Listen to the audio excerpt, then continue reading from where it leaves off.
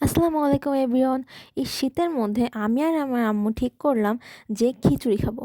তো এই যে খিচুড়ির সাথে ডিম ভাজা করে নিলাম। খিচুড়ির সাথে ডিম ভাজা খুবই মজার, আমার খুবই পছন্দের একটা খাবার।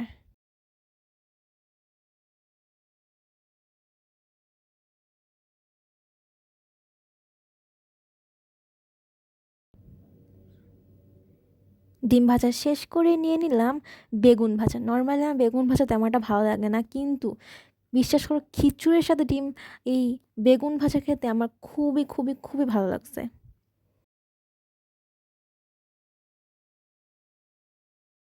বেগুন ভাজি দিয়ে মজা করে খাওয়া শেষ করে নিয়ে নিলাম ইলিশ মাছ ভাজা। ইলিশ মাছ ভাজা খিচুড়ির সাথে খেতে অনেকেরই ভালো লাগে, তেমনি আমারও ইলিশ মাছ ভাজা দিয়ে খিচুড়ি খুবই খুবই খুবই ভালো লাগে। তাই ইলিশ ভাজা দিয়ে খুব মজা করে খিচুড়িটা খেয়ে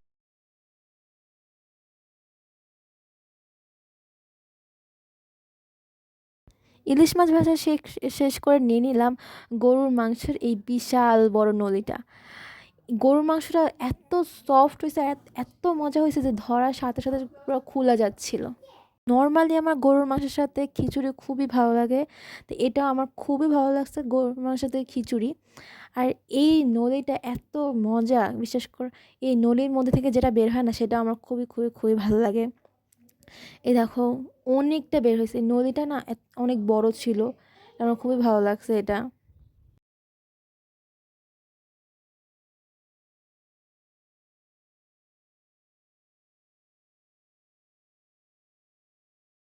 তো আজকে শেষ করছি এখানেই।